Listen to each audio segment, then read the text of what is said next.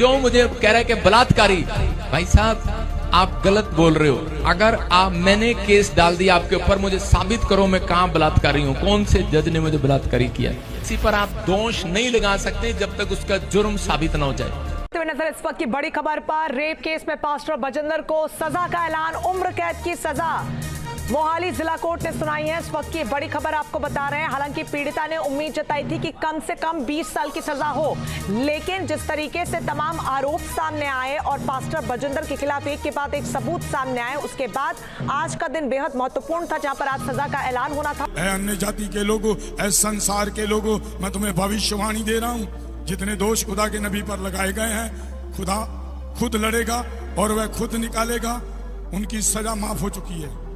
Jail के अंदर भी प्रॉफिट है और पंजाब देखेंगे यीशु के नाम में वो बहुत जल्दी वापस आएगा।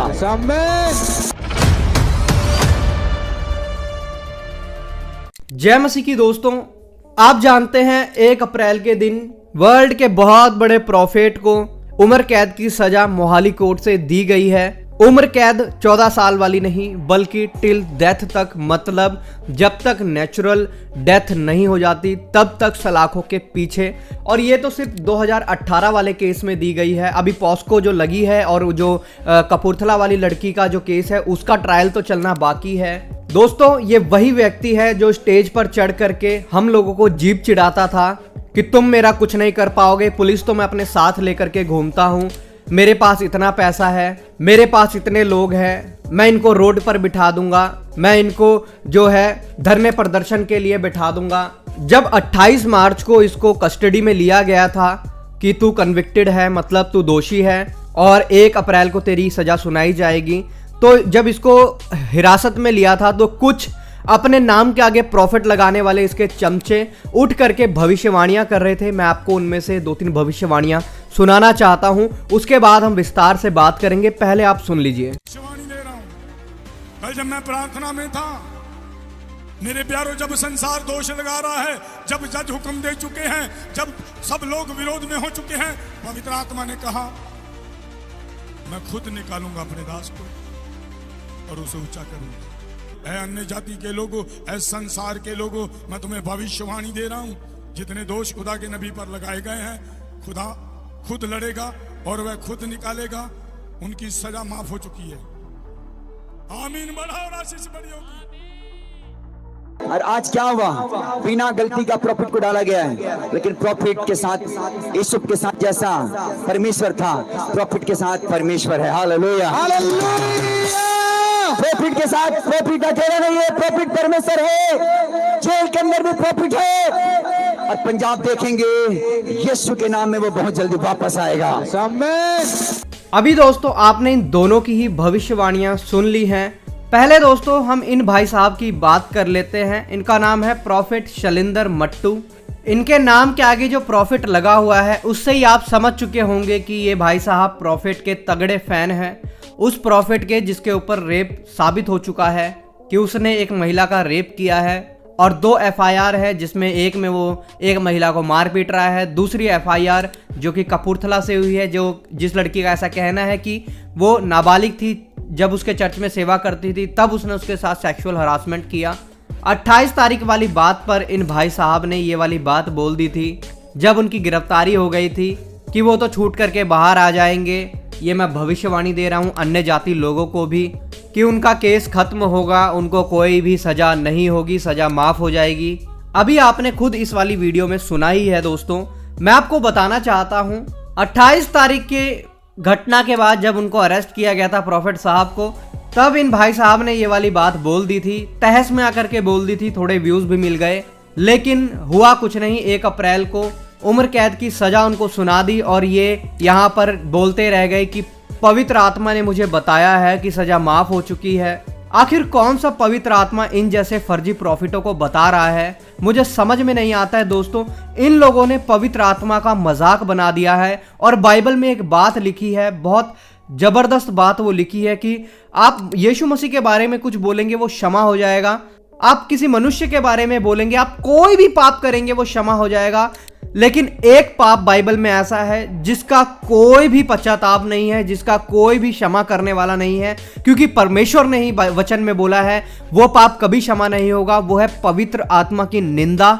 और ये फर्जी प्रॉफिट शैलिंदर मट्टू क्या पवित्र आत्मा की निंदा नहीं कर रहा है? अन्य जाति जब इसकी इस वीडियो को देखेंगे क्या वो पवित्र आत्मा का मजाक नहीं बनाएंगे कि तुम्हारे पवित्र आत्मा ने तो बोला था कि ऐसे हो जाएगा और उसको सजा नहीं होगी, 1 तारीख को तो उसको उम्र कैद की सजा हो गई। क्यों तुम लोग यीशु मसीह का मजाक बनवाने में लगे हुए हो? अपनी मन की बातों को पवित्र आत्मा का नाम लेकर के क्यों स्टेज से बोलते हो? तुम दुनिया भर की कोई भी बातें बोलो, लेकिन ऐसी बात तो मत बोलो जिसमें लोग पवित्र आत्मा का मजाक बनाएं। और पवित्र आत्मा की निंदा अगर तुम्हारी वजह से होगी तो तब भी क्षमा नहीं किया जाएगा, क्योंकि तुम लोगों को परमेश्वर ने प्रचार करने के लिए, लोगों की आत्माओं को बचाने के लिए ठहराया है, ना कि इसलिए ठहराया है कि तुम जो भी तुम्हारे मन में आता है उसको पवित्र आत्मा का नाम लेकर के बोल दो और बाद में फिर पवित्र आत्मा का अन्य जाति लोग मजाक बनाए। इसीलिए तुम लोगों को नहीं ठहराया गया है।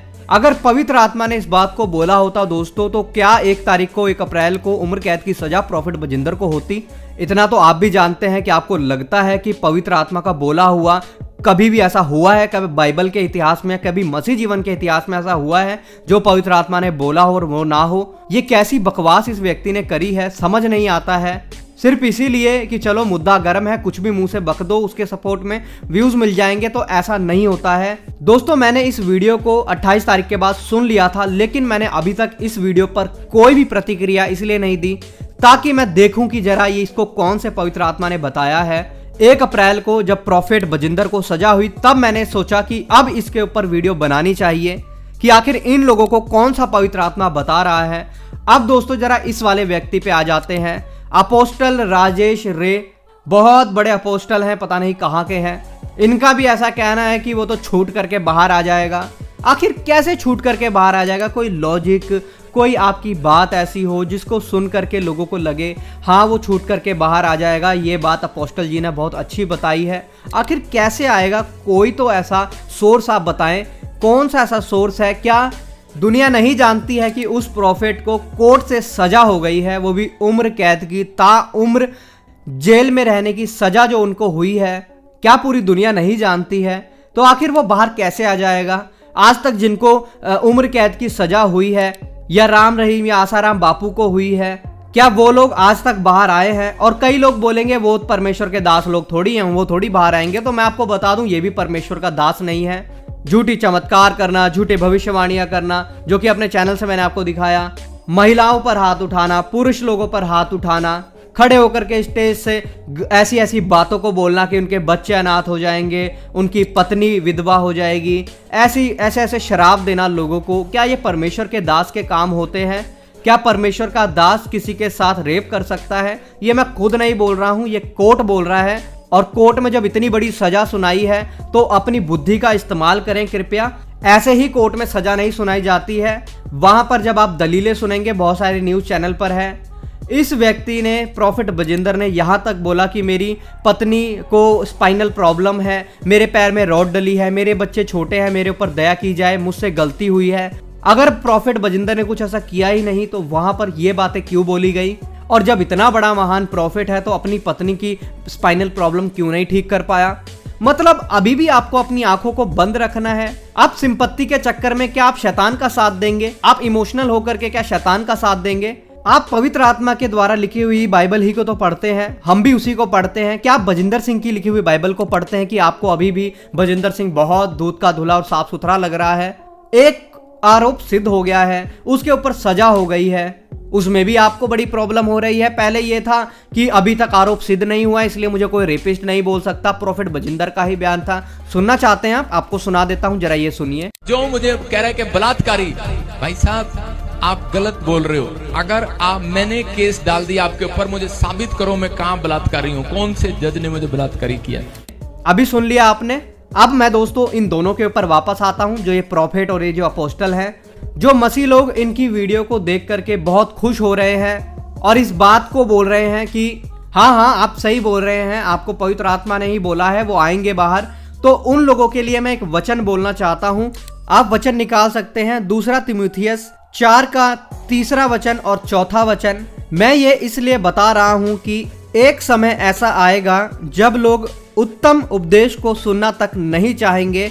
वे अपनी इच्छा के अनुकूल अपने लिए बहुत से गुरु इकट्ठे कर लेंगे जो वही सुनाएंगे जो वे सुनना चाहते हैं। वे अपने कानों को सत्य से फेर लेंगे और कल्पित कथाओं पर ध्यान देने लगेंगे। आप दोस्तों अब इस वचन में जरा ध्यान से इस वचन को पढ़ के समझिए, आपको पता लगेगा परमेश्वर इस वचन में क्या बात कर रहे हैं। कुछ लोग अपनी कान के अनुसार जो उनको अच्छा लगता है, उत्तम लगता है, उसके अनुसार प्रचारकों को ढूंढेंगे और उनको सुनेंगे, क्योंकि वो उनके कान को रुझाने वाली बातें बोलते हैं। जैसे अभी ये लोग प्रोफेसी के नाम पर, पवित्र आत्मा के नाम पर, भविष्यवाणी के नाम पर बोल रहे हैं कि प्रॉफेट बजिंदर तो बाहर आ जाएगा। एक 28 तारीख की भविष्यवाणी के बाद ये शैलेंद्र मट्टू साहब बोलते हैं कि उनकी तो सजा माफ हो चुकी है और 1 अप्रैल को वहां सजा हो जाती है। 1 अप्रैल की सजा के बाद ये अपोस्टल राजेश रे जी बोलते हैं वो बाहर आ जाएगा। आखिर कैसे बाहर आएगा? कोई सोर्स बताएं आप, कैसे बाहर आएगा? मैं इतना जानता हूं दोस्तों, हो सकता है वो हाई कोर्ट में अपील कर दे, सुप्रीम कोर्ट में अपील कर दे, लेकिन अभी तो एक ही केस की सजा मिली है। जो पॉस्को वाला, जो कपूरथला वाला केस चल रहा है और जो मारपीट वाला केस चल रहा है, उसको देख करके अपील भी रिजेक्ट हो जाए, हाई कोर्ट से भी रिजेक्ट हो जाए, सुप्रीम कोर्ट से भी रिजेक्ट हो जाए, उसके बाद क्या होगा? उसके बाद कोई आएगा निकालने के लिए, जिंदगी भर तक उसको जेल में रहना पड़ेगा। अब लोगों का ऐसा कहना है परमेश्वर अपने आप निकाल के लाएगा। परमेश्वर बहुत महान है, मैं आपको बता दूं दोस्तों, परमेश्वर उसको निकाल सकता है, इसमें कोई बड़ी बात नहीं है। लेकिन क्या हो अगर उसको परमेश्वर ने ही अंदर डाला हो? क्योंकि देखो, अगर शैतान मारता है तो परमेश्वर छुड़ाता है, जब परमेश्वर मारता है तो कौन छुड़ाएगा? ना कोई मनुष्य छुड़ा सकता है, ना ही कोई और छुड़ा सकता है, क्योंकि परमेश्वर का मारा हुआ आप भी जानते हैं उठकर उसके बाद खड़ा नहीं हो पाता है। और ये तो मैं आपको दावे के साथ बोल सकता हूं, जो इसने कर्म कांड किए हैं इस प्रॉफिट ने, उसकी सजा इसको मिली है। और मैं आपको एक बात और बताना चाहता हूं, पिछली वीडियो में भी बताई थी, मैं इस बात को लेकर के बिल्कुल खुश नहीं हूं, मैं कोई सेलिब्रेट नहीं कर रहा हूं। मैं खुश इस बात से हूं कि परमेश्वर ने अपने न्याय को प्रकट किया। हमने बहुत बार अपनी वीडियो में बोला था अगर हम गलत हैं हम खत्म हो जाएंगे, अगर ये गलत है तो ये खत्म हो जाएगा। और क्या आप जानते हैं, क्या आपको लगता था कि दिसंबर, जनवरी, फरवरी जब तक कंट्रोवर्सी चलती रही, आपने कभी सोचा था कि परमेश्वर इसको इस तरीके से निपटा देगा 1-2 महीने में ही? नहीं सोचा था, हमने भी बिल्कुल नहीं सोचा था। हमें यह था शायद इसको 5-7 साल की, 10 साल की सजा होगी, लेकिन परमेश्वर हमसे बढ़कर सोचता है और जो वो सोचता है वो उत्तम सोचता है। उसने उसको ऐसी सजा दी है कि अब वो फंस करके रह गया कि आखिर वो करे क्या। उसने परमेश्वर की निंदा की, पवित्र आत्मा की निंदा की, पवित्र आत्मा के नाम से झूठी झूठी भविष्यवाणियां की। मैंने तो आपको अपने चैनल पर एक दिखाई है, बहुत सारी भविष्यवाणियां हैं। अगर मैं दिखाने बैठूंगा तो सच बताऊं, मैं रोज एक भविष्यवाणी आपको डाल करके बजिंदर सिंह की दिखा सकता हूं कि ये झूठी भविष्यवाणी है या फिर ये एक दिन पहले अखबार में पढ़ करके की गई भविष्यवाणी है, न्यूज में देख करके की भविष्यवाणी है। मैं आपको बता सकता हूं, मैंने पहले भी आपको ये बात बताई थी। अब ऐसा ही काम ये लोग कर रहे हैं, मुंह उठा करके वो बातें बोल रहे हैं पवित्र आत्मा के नाम से जो इनको बोली नहीं परमेश्वर ने। मुझे सिर्फ सबसे ज्यादा दुख जो जिस बात का है वो ये है कि उन बच्चों की क्या गलती थी, जो प्रॉफिट बजिंदर के बच्चे हैं, उस बेटी एकता की क्या गलती है, उसकी बेटी अलीशा की क्या गलती है, एरिक की क्या गलती है, अयान की क्या गलती है। मुझे सिर्फ इस बात का जो है दुख है कि उन बच्चों के जीवन को इस बंदे ने खराब कर दिया। अगर ये अपने कर्म कांड ऐसे ना करता तो मुझे नहीं लगता है कि कभी भी इस व्यक्ति के ऊपर परमेश्वर का दंड आता।